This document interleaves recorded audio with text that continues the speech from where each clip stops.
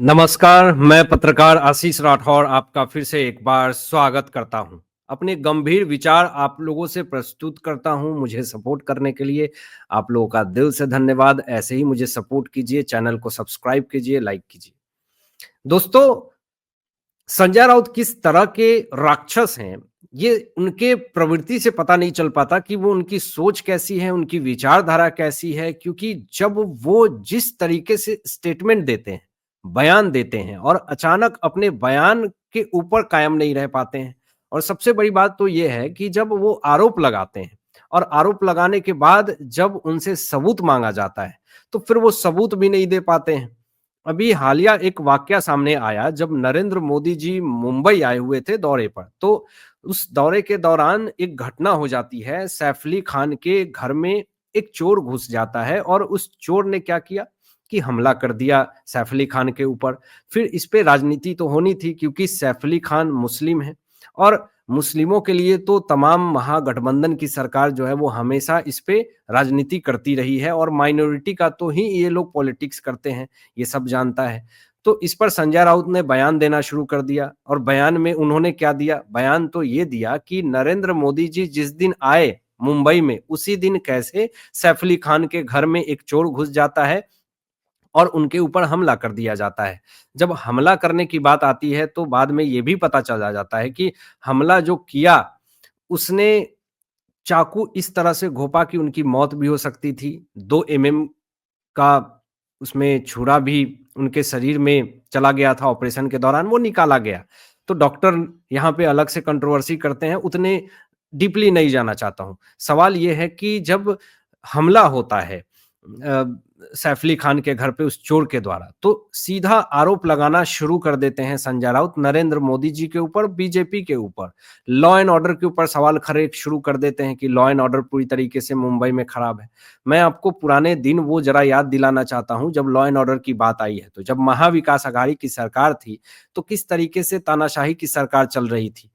देवेंद्र फडणवीस ने उद्धव ठाकरे के खिलाफ मोर्चा खोल दिया था। देवेंद्र फडणवीस और नारायण राणे डिनर पे बैठे हुए थे और किस तरीके से डिनर पर से उठा करके उनको गिरफ्तार किया गया। पालघर में साधुओं के साथ लिंचिंग हुई, लेकिन एक भी शब्द नहीं बोला गया, किसी को गिरफ्तार नहीं किया गया। साधु की हत्या भी हो गई, लेकिन उस साधु की हत्या तो छोड़ दीजिए, किसी को गिरफ्तार भी नहीं किया गया और बताया जाता था कि ऊपर से कॉल किए गए। अब कौन कॉल कर रहा था ये भी आप सब समझते हैं। नवनीत कौर राणा जी मातोश्री के बाहर हनुमान चालीसा का पाठ करने की बात कर रही थी, उनको गिरफ्तार कर लिया गया, रवि राणा उनके पति के साथ। एक बड़े सेलिब्रिटी की हत्या कर दी जाती है, सुशांत सिंह राजपूत की।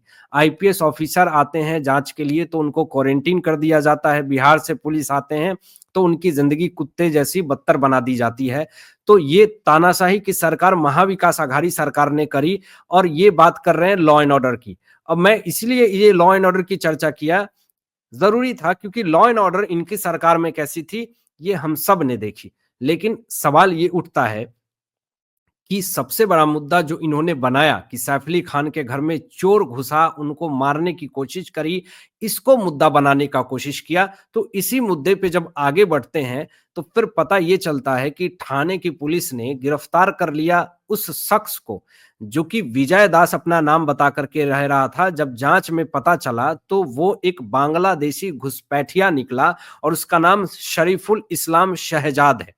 अब बात यहाँ पे ये आ गई कि जो शरीफुल इस्लाम शहजाद है, जो कि एक अवैध बांग्लादेशी है, जो आरोप संजय राउत नरेंद्र मोदी जी के ऊपर लगा रहे थे, जब ये पता चला कि ये अवैध बांग्लादेशी है, तो संजय राउत ने अभी तक माफी क्यों नहीं मांगी? संजय राउत ने ये क्यों नहीं कहा कि अवैध घुसपैठिया था, चलिए हमसे गलती हो गई, मैं मुझे माफ कर दीजिए। लेकिन संजय राउत ने अभी तक कोई भी माफी नहीं मांगा।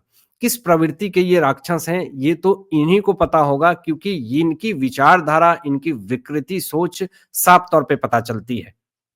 सैफ अली खान पे ये बोलेंगे, आर्यन खान पे ये बोलेंगे, लेकिन संजय राउत जो है वो सुशांत सिंह राजपूत पे नहीं बोलेंगे क्योंकि वो हिंदू थे। आर्यन खान और सैफ अली खान मुस्लिम है। खैर, अब जरा ये भी बता देते हैं कि यही संजय राउत के ऊपर हमेशा से आरोप लगे हैं कि महाविकास आघाड़ी सरकार को तोड़ने का आरोप लगा है। इनके ऊपर खुद उद्धव ठाकरे की शिवसेना की आज जो स्थिति है, जो हालात है, वो खुद संजय राउत ने पैदा करी है और खुद ऐसा उनके ही नेता अब ये कहते हैं कि जितने भी बागी हुए नेता एकनाथ शिंदे के साथ जो गुवाहाटी में 40 से 42 विधायक अचानक उद्धव ठाकरे की शिवसेना को छोड़ करके चले गए थे, उन तमाम लोगों का बयान यही आया कि संजय राउत हमें मातोश्री तो जाते थे, एकनाथ शिंदे के साथ जितने विधायक गए और वो उद्धव ठाकरे से मुलाकात करने की कोशिश करते थे, लेकिन संजय राउत जो हैं उन्हें 4-4 घंटे तक बैठने के लिए मजबूर करते थे। जिस कारण से जितने भी उद्धव ठाकरे के शिवसेना है, वो एकनाथ शिंदे को अपना असली नेता मानना सही समझा। तो बाला साहेब ठाकरे की विचारधारा को बढ़ाने का काम किसने किया? एकनाथ शिंदे ने। लेकिन हमेशा आरोप एकनाथ शिंदे के ऊपर लगता रहा है कि इन्होंने पार्टी को तोड़ा, लेकिन रियल मायने में ये देखा जाए तो पार्टी तोड़ने का आरोप तो हमेशा संजय राउत के ऊपर ही लगा है, क्योंकि मेजॉरिटी अगर देखा जाए तो उद्धव ठाकरे की शिवसेना हमेशा से ही विरोध करी है विचारधारा उद्धव ठाकरे जो अपना रहे थे, हिंदुत्व विरोधी विचारधारा। इन्होंने हमेशा हिंदुत्व विरोधी स्टेटमेंट दिए, हमेशा हिंदुत्व के खिलाफ ही मोर्चा निकाला और जब इनकी करारी हार हुई लोकसभा में भी, विधानसभा में भी, तो इन्होंने ये कहना शुरू कर दिया कि अब हम हिंदुत्व विचारधारा के ही जनसंपर्क में रहेंगे और हम बांग्लादेशी में हो रहे हिंदुत्व विचारधारा के लोग के साथ जो अत्याचार हो रहा है, हम उसके खिलाफ मोर्चा निकालेंगे। भारत देश में रह रहे थे जितने भी हिंदुत्ववादी, पालघर में साधुओं के साथ लिंचिंग हुई, आपने क्यों नहीं कुछ कहा? मातोश्री के बाहर हनुमान चालीसा बस पढ़ने की बात करी, आपने क्यों उनको गिरफ्तार करवा दिया? तो मामला ये है कि आपने हमेशा से हिंदुत्व विरोधी ही बयान दिए और हिंदुत्व विरोधी ही काम किया। अगर आज बात कर लेते हैं कि एक पहलू ये भी है कि अगर उद्धव ठाकरे की शिवसेना अगर तहस-नहस हुई है, तो इसका सबसे बड़ा जो रीज़न है वो आदित्य ठाकरे भी हैं। क्योंकि आदित्य ठाकरे ही नहीं चाहते थे कि बीजेपी के साथ जो है वो पार्टी मिले उद्धव ठाकरे की शिवसेना, क्योंकि मीटिंग, अपॉइंटमेंट सारा कुछ फिक्स हो रखा था बीजेपी के साथ। लेकिन उद्धव ठाकरे हमेशा ये बात कहते थे दीपक केसरकर को कि अगर चुप हो जाओ नहीं तो आदित्य आ जाएगा। हमेशा दीपक केसरकर को, एकनाथ शिंदे को उद्धव ठाकरे ये स्टेटमेंट दिया करते थे। तो ये स्टेटमेंट देने का मतलब क्या था? ये स्टेटमेंट देने का मतलब सिर्फ यही था कि आदित्य ठाकरे को पसंद नहीं था कि बीजेपी के साथ हमारी पार्टी जो है वो गठबंधन करे और यही इसीलिए एकनाथ शिंदे ने उद्धव ठाकरे की शिवसेना को छोड़ने का निर्णय लिया।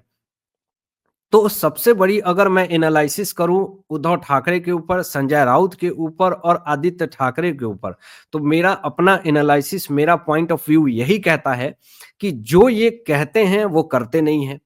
और सबसे बड़ी बात कि जब इनकी सरकार थी 2.5 साल ही मुख्यमंत्री रहे उद्धव ठाकरे, लेकिन ये वर्क फ्रॉम होम किए। आज तक कभी किसानों की समस्या पे बात नहीं करी, लेकिन जब इनकी सरकार चली गई तो ये किसानों से जाकर के मिलने लगे और आदित्य ठाकरे भी जाकर के किसानों से मिलने लगे।